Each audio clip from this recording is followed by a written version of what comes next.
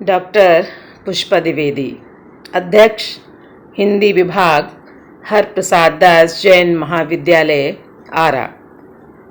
स्नातक प्रतिष्ठा, तृतीय वर्ष, पत्र अष्टम, सगुण भक्ति काव्य के अंतर्गत गोस्वामी तुलसीदास जी द्वारा रचित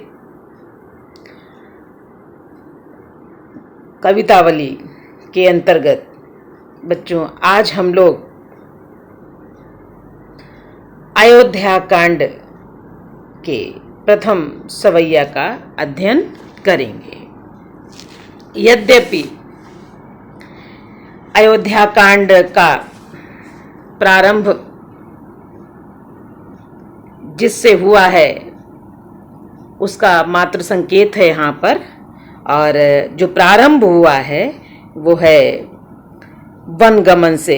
इसका प्रारंभ हुआ है राम के राज तिलक की तैयारी और कैकेयी की घटनाओं का प्रत्यक्ष वर्णन नहीं किया गया है, सीधे वनगमन के प्रसंग से प्रस्तुत कांड का प्रारंभ किया गया है, जो इस प्रकार है। सर्वप्रथम हम लोग उसका आदर्श वाचन मैं करूंगी। कीर के कागर ज्यों नृपचीर, विभूषिन उपम अंग निपाई। औध तजी मगवास के रुख ज्यों, पंथ के साथ जो लोग लुगाई। संग सुबंधु पुनीत प्रिया, मनोधर्म किया धरी देह सुहाई। राजीव लोचन राम चले, तजी बाप को राज बटाऊ की नाई। कि प्रस्तुत प्रसंग में गोस्वामी तुलसीदास जी ने राम के वनगमन का वर्णन किया है कि उन्होंने अपने पिता के राज्य को किस प्रकार से निर्मोही होकर के छोड़ दिया। विभिन्न उदाहरणों के माध्यम से गोस्वामी तुलसीदास जी ने बताया कि जिस प्रकार बसंत ऋतु के आने पर तोता बिना कष्ट के निर्मोही बन करके हो करके अपने पुराने पंख का त्याग कर देता है, उसी प्रकार पिता की आज्ञा का पालन करने के लिए श्री राम ने विभूषिन उपम अंग निपाई, कि श्री राम ने अपने शरीर से राजसी वस्त्र और कीमती आभूषणों को उतार करके त्याग दिया। उनका जो राजा का रूप था उसका उन्होंने त्याग कर दिया। किसके लिए? पिता की वचनों का पालन करने के लिए। कि कीर के कागर ज्यों नृपचीर, विभूषिन उपम अंग निपाई। कीर तोता, कागर पंख, नृपचीर राजसी वस्त्र, और उपम अनुपम और सुंदर अद्भुत औध अयोध्या। तजी छोड़ना, मगवास रास्ते में पड़ने वाले। इस प्रकार से आप देख रहे हैं कि उन्होंने कैसे अपने पिता का राज्य त्याग दिया। कि औध तजी मगवास रुख ज्यों, पंथ के साथ ज्यों लोग लुगाई। जैसे कोई यात्री अपने रास्ते में पड़ने वाले सुंदर वृक्षों का, जो भी चीजें रास्ते में पड़ती हैं उसका त्याग करते हुए चलता है। क्यों? यदि वो उन चीजों का त्याग नहीं करेगा तो वो अपने मार्ग को पूरा नहीं कर पाएगा, वो अपने लक्ष्य तक नहीं पहुंच पाएगा। ऐसे ही प्रभु श्री राम ने अपने पिता के वचनों का पालन करने के लिए अयोध्या का त्याग किया, अपने राजसीय वैभव का त्याग किया, अपने बहुमूल्य आभूषणों का त्याग किया, कि जैसे कोई यात्री रास्ते में पड़ने वाले वृक्षों को, सुंदर स्थानों को का त्याग करते हुए अपने लक्ष्य की ओर बढ़ता है, वैसे ही उन्होंने भी अपने राज्य का त्याग किया। अर्थात जैसे कोई यात्री राह में मिल जाने वाले अन्य साथियों का मोह त्याग कर अपनी राह पर आगे बढ़ जाया करता है, उसी प्रकार राम अयोध्या के स्त्री पुरुषों का मोह त्याग कर वन पथ पर चल दिए। अयोध्या के नर नारियों का प्रेम त्याग करके अपने मार्ग पर चल दिए। और साथ में क्या थे उनके? संग सुबंधु पुनीत प्रिया, और अपने साथ भाई लक्ष्मण और पवित्र चरित्र वाली प्रिय पत्नी को धर्म और क्रिया के कर्तव्य के रूप में लेकर कमल के समान नेत्र वाले श्री राम अपने पिता का राज्य छोड़कर, कैसे? तजी छोड़कर बाप को राज बटाऊ की नाही, एक निर्मोही यात्री के समान वन की राह पर चल दिए। कि किस प्रकार से श्री राम अपने पिता के राज्य को छोड़कर एक बटोही की तरह, एक यात्री की तरह अपने भाई और अपनी प्रिया, जो क्या कहते हैं कि वो जो उनके की साथी, हर तरीके के सुख दुख की जो साथी थी, सीता को लेकर के वन के मार्ग की ओर चल पड़े। प्रस्तुत प्रसंग में गोस्वामी तुलसीदास जी ने सीता को धर्म और लक्ष्मण को कर्तव्य के रूप में बताया है, और साथ ही राम की आज्ञा की पालकता को बता करके उन्होंने भारतीय संस्कृति की विशेषता को बताया है कि किस प्रकार से पुत्र अपने पिता की बात की अवहेलना नहीं करता है। इसका उन्होंने बहुत ही सुंदर चित्रण किया है।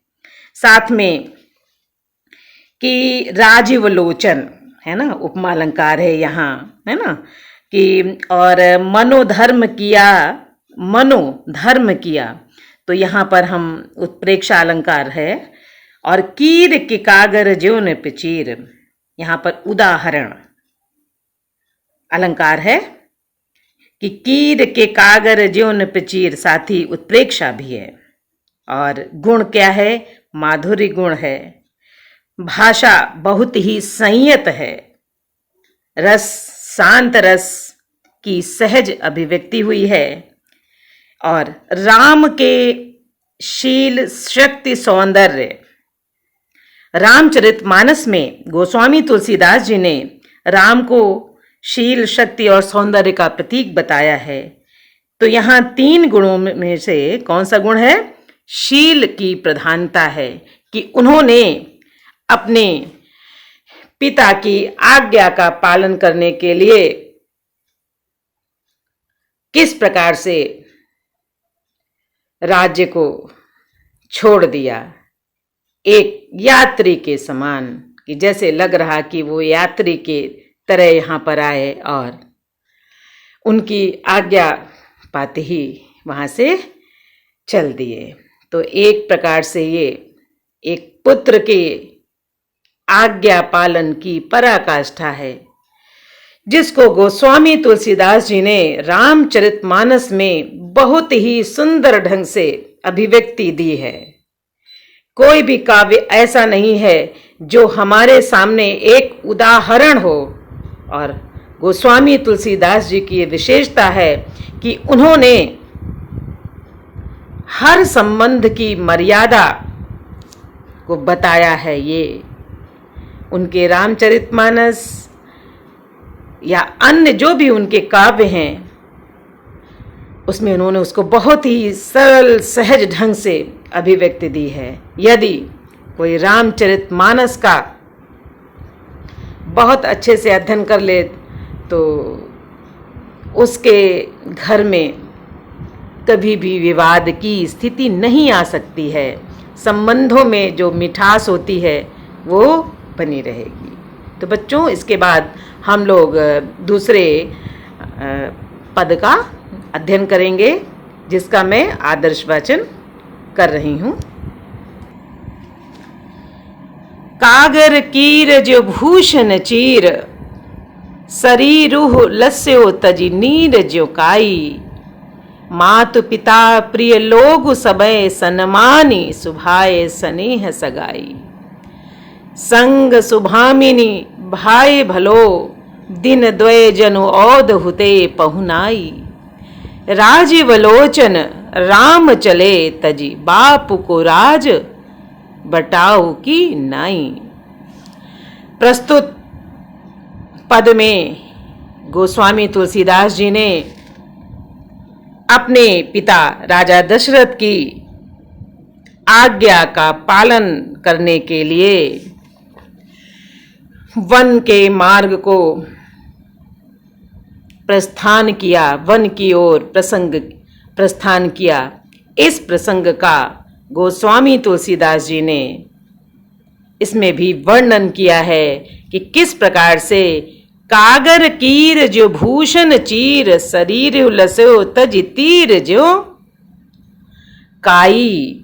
बन जाते समय श्री राम ने क्या किया, अपने वस्त्र और आभूषण उसी प्रकार उतार दिए जैसे क्या है, बसंत ऋतु आने पर तोता अपने पंख उतार कर फेंक देता है। क्यों? क्योंकि उसके तन पर फिर से नए पंख आ जाते हैं। कागर कीर, तोते के पंख, जैसा कि मैंने पहले बताया आपको, और नीर पानी, आभूषण और वस्त्र भूषण। अब लस्यो चमक उठा, तजी छोड़ना, और क्या है, सुभामिनी। सुभामिनी का अर्थ है सुंदर सीता। तो इस प्रकार से उन्होंने अपने राज्य का त्याग किया, जैसे तोता अपने पंखों को उतार देता है। तो ये तो एक स्वाभाविक प्रक्रिया है कि बसंत ऋतु आने पर वो उसके पुराने पंख छूट जाते हैं और नए पंख आ जाते हैं। उन्होंने ऐसा करके क्या हुआ कि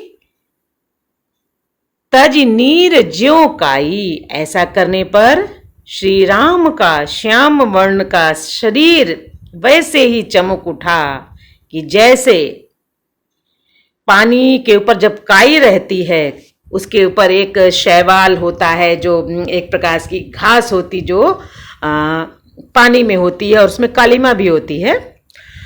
वो जब हट जाती है तो उसके अंदर जो जल होता है उसकी सुंदरता सामने हमारे निखर करके आती है। वैसे ही श्री राम का श्याम वर्ण का शरीर चमक उठा। कब चमक उठा? जब उन्होंने राजसी वस्त्रों का त्याग किया। कि राजसी वस्त्र उन्होंने क्या बताया, काई की तरह बता दिया उन्होंने। जब वो हटा तो उनका जो श्याम वर्ण का शरीर था उसका सौंदर्य लोगों ने देखा। वैसे ही जैसे काई के हट जाने पर तालाब में जो काई होती है, ऊपर जो एक तरीके से मोटी परत जम जाती है, जब वो हटती है तो पानी का सौंदर्य हमारे सामने आता है, उसकी सुंदरता दिखाई पड़ती है। वैसे ही राजसी वैभव का त्याग करने पर या राजसी वस्त्रों का त्याग करने पर राम का शरीर स्वच्छ जल के समान दिखाई पड़ने लगा। और क्या है कि मातु पिता प्रिय लोग सबय सन्मान सुभाई सनेव सगाई, कि वन जाने पर मातु पिता प्रिय लोग सबय सन्मानी सुभाय स्नेह सगाई।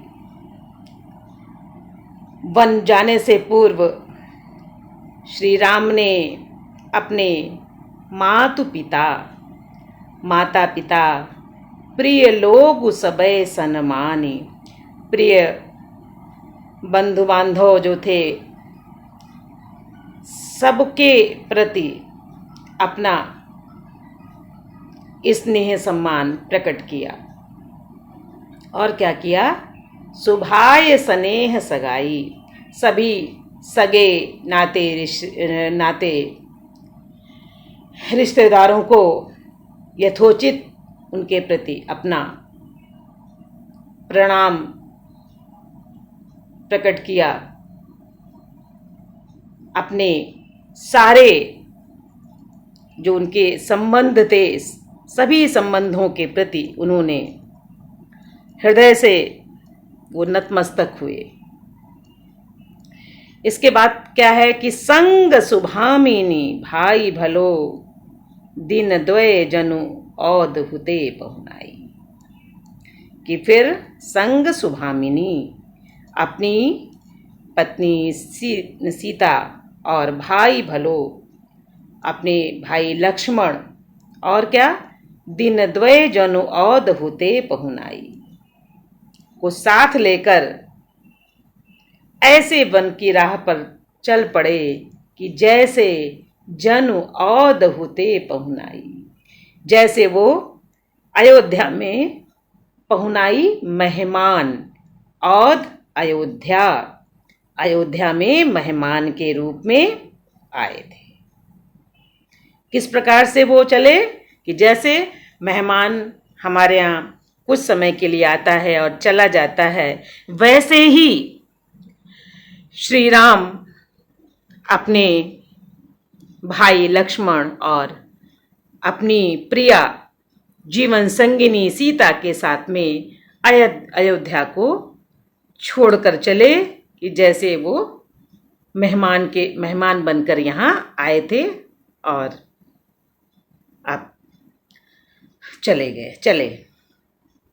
राजीव लोचन राम चले तज बाप को राज बटाओ की नाई। इस प्रकार राजीव लोचन कमल नयन कमल के समान नेत्र वाले श्री राम अपने तज माने छोड़ना, अपने पिता के राज्य को एक यात्री के समान बटाओ, यात्री के समान छोड़ करके चल दिए कि राजीव लोचन राम चले तज बाप को राज बटाओ की नाई। एक मेहमान की तरह अपने पिता के राज्य को छोड़कर वन के लिए चल पड़े। तो यहाँ पर गोस्वामी तुलसीदास जी ने एक पुत्र का अपने पिता के प्रति क्या कर्तव्य होता है, क्या उसका भाव होना चाहिए, क्या उसके प्रति व्यवहार होना चाहिए, इसकी पराकाष्ठा को बताया है कि बिना किसी प्रश्न के पूछे वो अपने पिता के साथ चल पड़े। प्रस्तुत प्रसंग में गोस्वामी तुलसीदास जी ने राम के शील सौंदर्य और कर्तव्य पालन की दिशा में निर्मम भाव का चित्रण किया है।